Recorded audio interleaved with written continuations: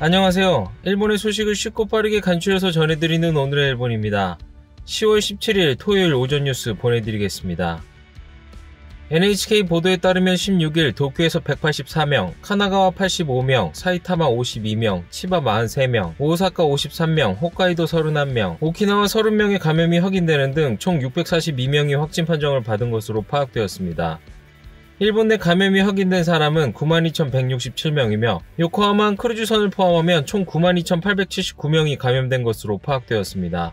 한편 도쿄에서 4명, 오키나와 3명, 오사카 2명, 홋카이도, 후쿠시마, 사이타마, 카나가와, 치바, 히로시마에서 각각 1명, 이렇게 총 15명의 사망이 발생하였으며 누적 사망자는 일본 내 감염이 1,665명, 요코하마 크루즈선 승선자를 포함하면 전체 1,678명이 되었습니다.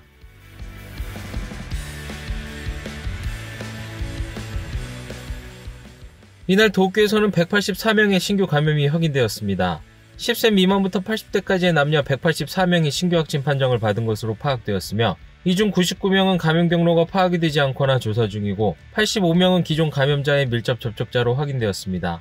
연령대로는 20대에서 30대가 총 81명으로 전체의 약 44%, 40대에서 50대는 총 52명으로 약 28%로 나타났습니다. 감염 경로로는 184명 중 가정 내 감염이 30명으로 가장 많았으며 시설 내 감염이 14명, 직장 내 감염이 12명, 회식에서의 감염이 10명, 유흥과 관련 감염이 5명 등으로 확인되었습니다. 한편 이날 60대와 80대 남성과 70대, 90대 여성 총 4명의 사망이 발생하였으며 현재 중증 환자는 25명, 입원 환자는 2명 증가한 1,002명으로 파악되었습니다. 이로써 도쿄의 누적 확진자 수는 28,604명, 누적 사망자 수는 431명이 되었습니다. 다음 소식입니다. 16일로 스가 내각 발족 후 한 달이 되었습니다.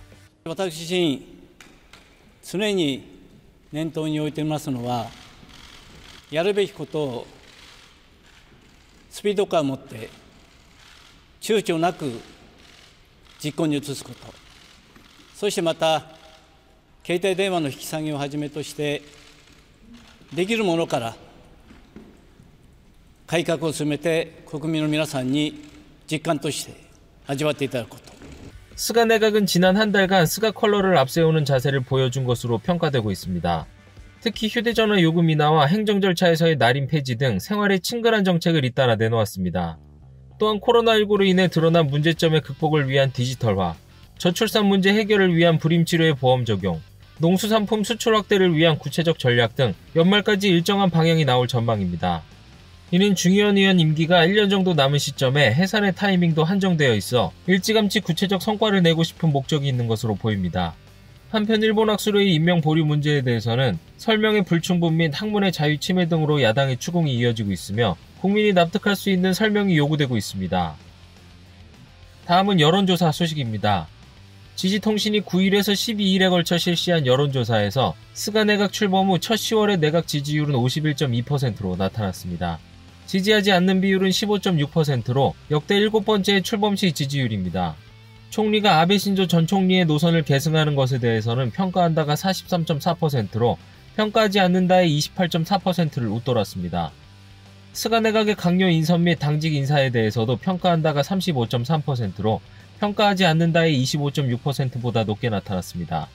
스가 내각을 지지하는 이유로는 그 외에 적당한 사람이 없다가 18%로 최다였으며 총리를 신뢰한다가 16.2%, 인상이 좋다가 15% 순으로 나타났습니다. 한편 지지하지 않는 이유로는 기대할 수 없다가 7.1%, 총리를 신뢰할 수 없다가 6%, 정책이 나쁘다가 5% 순으로 나타났습니다.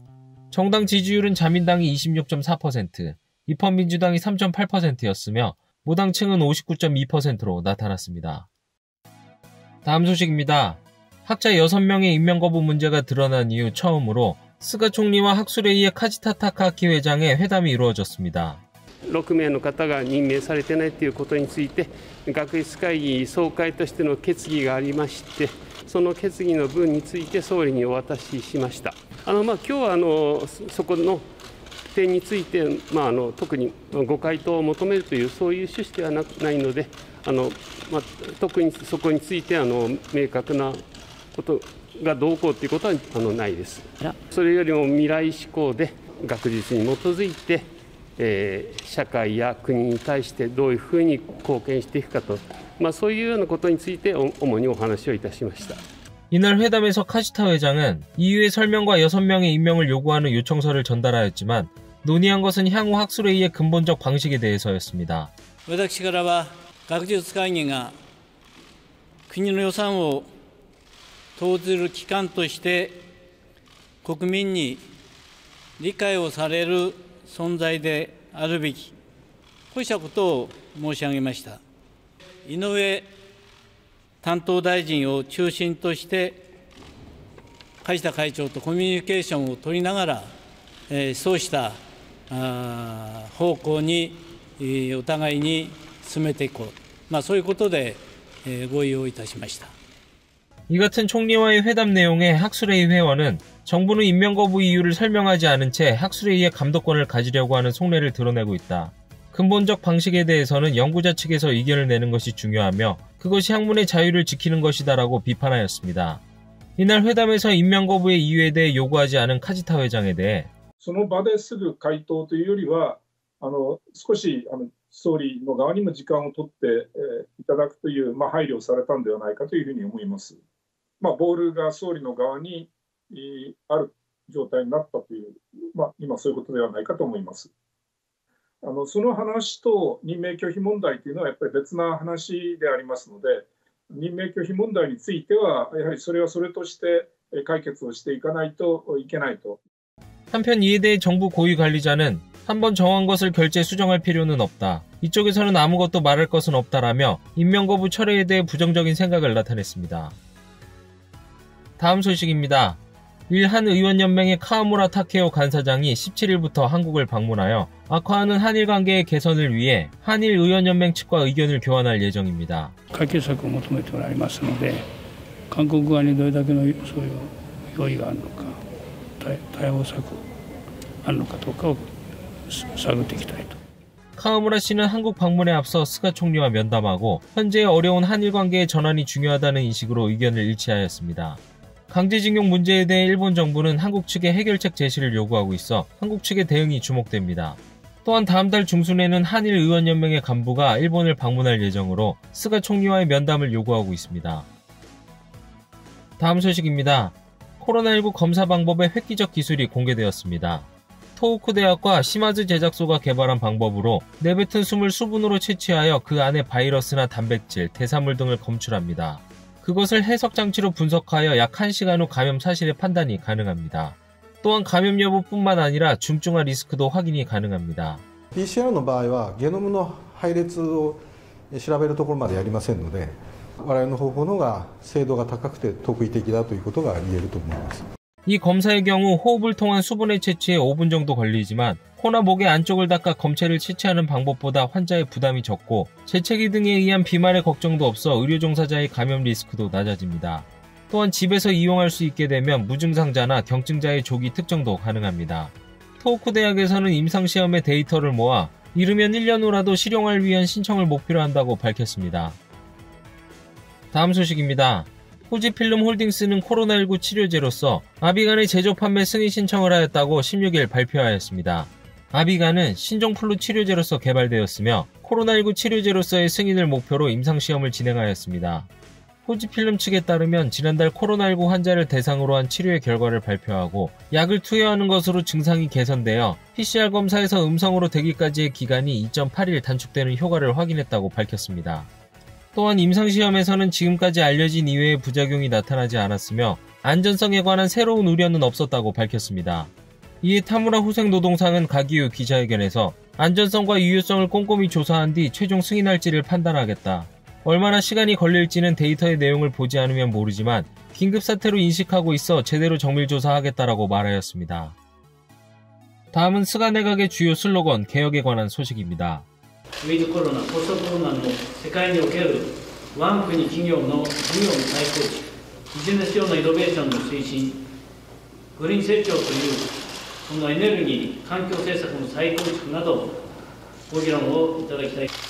정부의 성장 전략의 구체적 방안을 검토하는 회의가 시작되었습니다.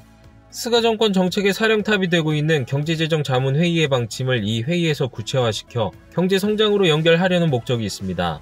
회의 멤버로는 스가 총리의 브레인인 전 금융 애널리스트 데이비드 애킨슨 씨 등이 기용되었습니다.